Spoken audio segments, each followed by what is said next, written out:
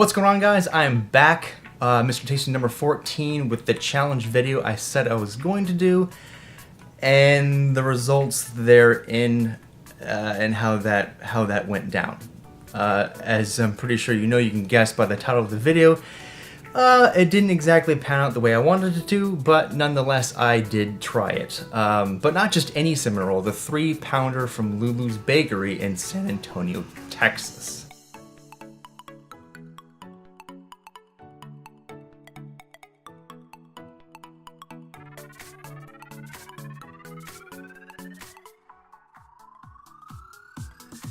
Yes, that exact one. A quick shout out to Lulu's Bakery for sending me this bad boy. You can actually go on the site Lulu's Bakery and order it yourself, but please keep in mind you are ordering a cinnamon roll through the mail. UPS. It comes in a box. A cinnamon roll. Yeah. So people have been asking me recently, so why are you doing the cinnamon roll challenge? What's that all about? So what makes a big deal about it right now? What's with the cinnamon roll? So anyways, a bit of a backstory behind why I like cinnamon roll so much and why I kind of want to do this challenge and video and review is in like 3 different parts. One part is, it's one of those childhood memories that I distinctly remember being a big part of my childhood. Quick story short, my family and I used to go to the mall and do some shopping every now and then. And one of the things we would do is we would go to the food court and get a gigantic cinnamon roll and then split it among us. That's kind of one of those things that kind of stay with you for all time. And I remember it being like the best thing ever when we were eating it. Number 2, I really like the show Man vs. Food with Adam Richman. I think they got a new host now, but I like Adam Richman, where he actually did the exact same challenge. So that's the second part. And then the third part is, I think cinnamon rolls in general get a bad rep of being completely unhealthy. They are, but I think they're underrated in terms of their quality of a food item. I think they don't get enough credit. That's my opinion. They don't get enough credit. So the history of the cinnamon roll is quite fascinating. I believe it is one of the most underutilized pastries. It's very simply made, but it's remarkably simple to make. It's just basically pastry sheet rolled out and then covered with butter and then sprinkled with heavy doses of sugar and large quantities of cinnamon, and then of course rolled into a tube-like section, cut up and then baked accordingly, hence the name cinnamon roll.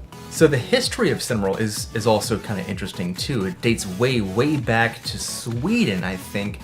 The exact dates are kind of unknown, but a lot of culinary experts or culinary historians have credited Sweden with making actually the first pastry that kind of looks like a cinnamon roll. So that's kind of where the origins originated. So if you actually do an internet search, a quick Google search, you'll actually find out that cinnamon rolls, depending on the national origin, have a lot of distinct names, but actually make reference to the exact same thing. A little pastry that's rolled, and it's often decorated with certain things. The distinction there, depending on where you're from, is it could be various sizes, various sweetnesses. In contrast, take for example, North America, we tend to pretty much overdo our cinnamon rolls.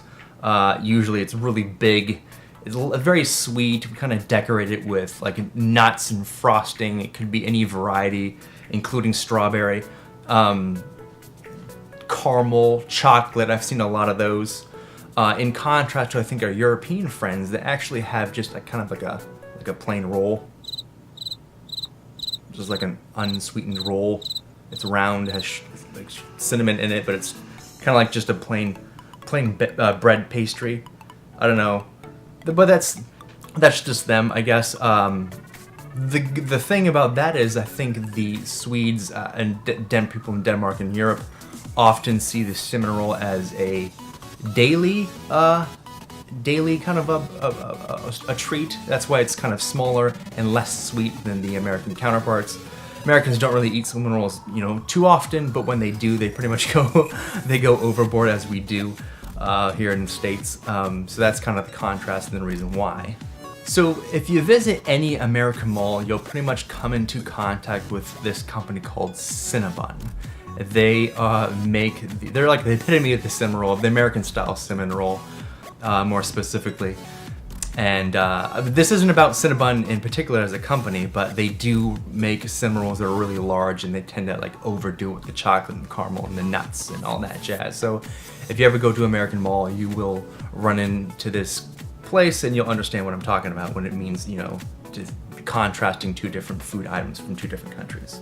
So another reason why I think cinnamon rolls don't get enough credit is because, according to a lot of experts out there, the smell of cinnamon roll is so intoxicating to people that it's considered by a lot of different sources to be one of the top smelling smells in the world. No joke. It's like cut grass, vanilla, cinnamon rolls, and like a few others. But cinnamon roll is generally at the top of the top best smells in the world. And that's kind of another reason why I like it so much, because it's very soothing. It's very kind of smells like home and goodness and food. I don't know what, I can't really put my finger on it, but it is fascinating. More specifically, I think cinnamon roll, as in terms of a smell and food item, has been incorporated into a lot of other things, like candles. They smell like cinnamon. A coffee creamer, they taste like cinnamon rolls. Air fresheners, they don't taste like. Air fresheners smell like cinnamon rolls. Anyways, the point is, it's been incorporated to a lot of different things because people like it a lot. So anyways, that's pretty much the short review of cinnamon rolls. I didn't really want to get into the history of it because it is quite kind of dull and bleak, but cinnamon rolls are fascinating. If you want to do a search on it, you can pretty much get any kind of recipe from any country you want. I always think the homemade ones are a little bit better, but if you want to go commercial, you can go Pillsbury. That's another review for a later period of time, but Pillsbury makes some good ones too. But I did promise you guys a challenge video. It's more like a cringe video if you ask me, so I'm gonna play that right now. I will see you guys later.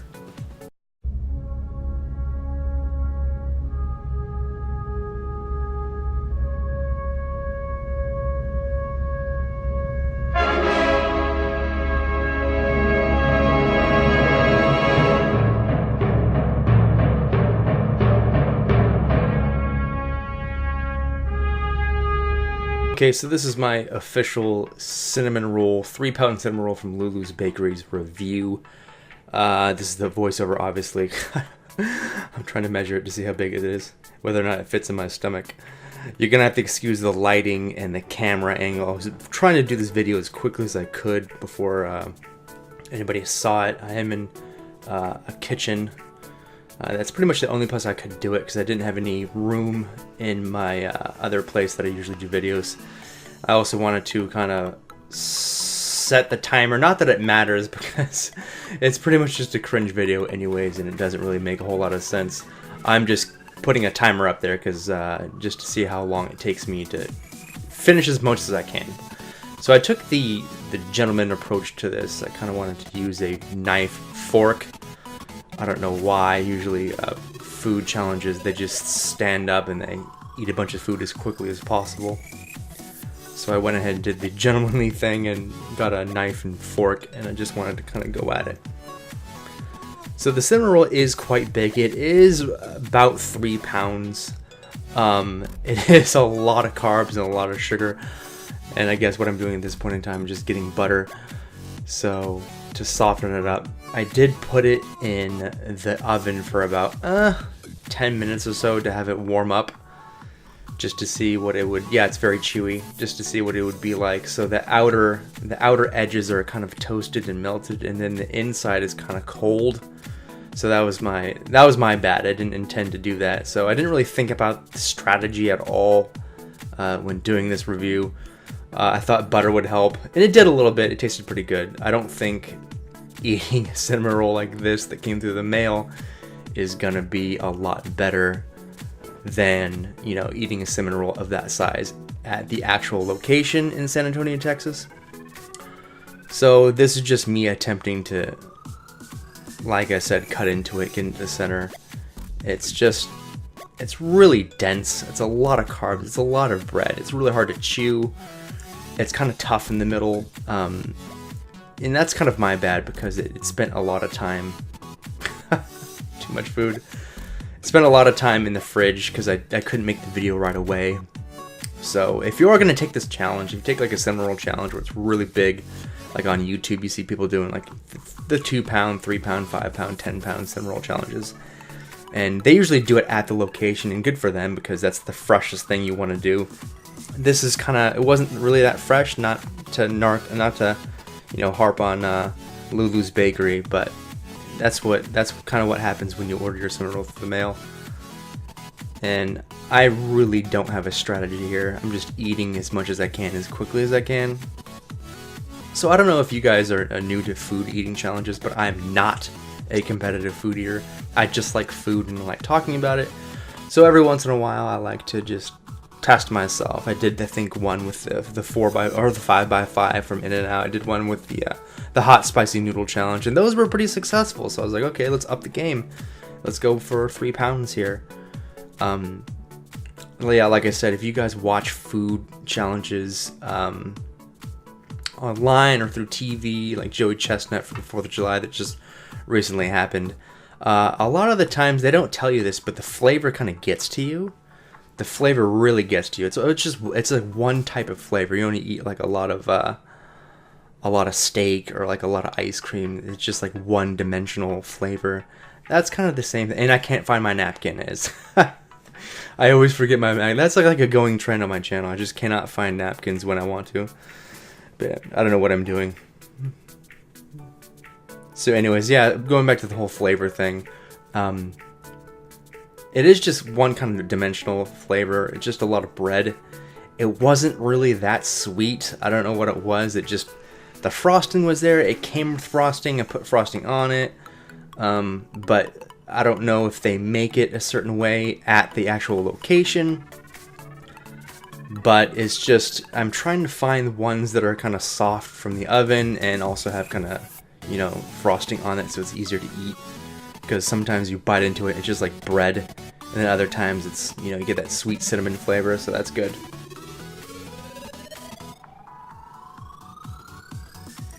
As you can see, it's the 4-minute mark and I am struggling. I am really struggling. I decided to split this thing in half before I put it into the oven, because I thought that maybe if it was split open that the inner part would cook faster, I guess. I don't know what that...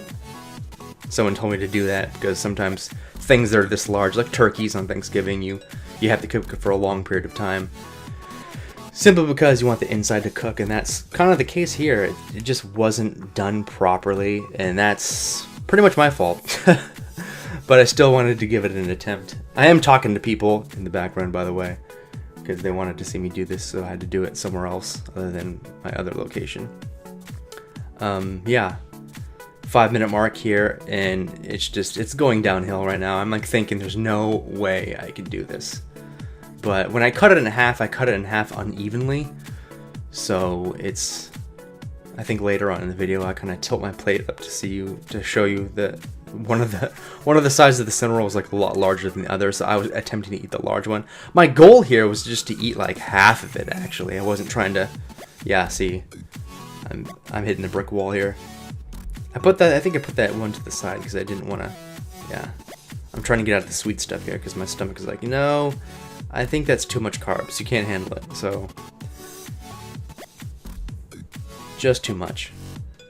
Yeah, that one's like a brick. That one right there, I remember feeling that one. That was like ice cold. I don't know why. It wasn't in the freezer, just in the fridge. Again, with the whole butter, that adds some texture to it. Adds a little bit of salt. Again, 6-minute mark.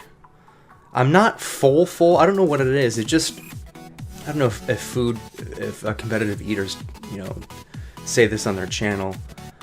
But I think if you eat food that's like one-dimensional, has like one flavor, you get sick of it very quickly. That's why you see a lot of food competitors. They like to, I think, switch up the flavors as much as possible just to get some change when they eat food or when they eat it quickly. It's one of those things that can get to you very quickly. I think on the Man vs. Food Network, Adam Richman, he took on the ice cream challenge. He had like 5 pounds of ice cream. And he actually asked for more food, but when he asked for a plate of fries, French fries with salt. And I think the consistency of French fries, and I think the salt kind of counteracted the ice cream, and that was a good move in my part. I think that was really good. I'm attempting to clean up now because it's pretty much just done. I just don't have it in me anymore. Yeah, so going back to the whole food challenge kind of tactics, I don't know what other people use, but changing up the flavors is a big part of it. Because if you ever tried eat something, a lot of one thing, a lot of one flavor, then it gets to you really quickly, and it just kind of saps your energy. Again, another thing that I don't think people take in consideration is jaw strength. You do get tired of eating. Your jaw hurts, your jaw locks up. Again, there's no tactics here. I'm just trying to eat as much as I can, as quickly as I can. Again, approaching the 8-minute mark. And that's pretty much it. I ate, I want to say in total, almost about 50%. Because the other half that you see there on the plate, that was a lot smaller. I don't know what I do here. A lot smaller than the other half I was working with. So in all, I want to say I ate like 50%, so 1.5 pounds. It's not a huge loss. I knew I was getting into. It wasn't set up correctly. See, it's a lot thinner than the other part I was working with. And again, I apologize for the camera work. Usually I'm pretty good at the focusing and the lighting, but I just had to do this video as quickly as I could because I was running out of time. And I had to do it somewhere else. So, and I focused the camera so it stays in my face, but the lighting was on top of me instead of in front of me. So I'm like in a constant shadow talking about it. I gave it a good try. That's me throwing in the towel. I'm done. It's over. I hope you guys enjoyed the video. I'll do a challenge video maybe in the next couple of videos, but I have to really think it through next time. Because the mechanics of the cinnamon roll just weren't there for me. I love cinnamon rolls, so shout out to Lulu's Bakery for sending me this bad boy. And I will see you guys next time. So all in all, my ratings for the cinnamon roll are 16 sugar packets, 3 diabetes medications, 6 bloating dudes, and 4 hell yeahs. I'll see you guys next time.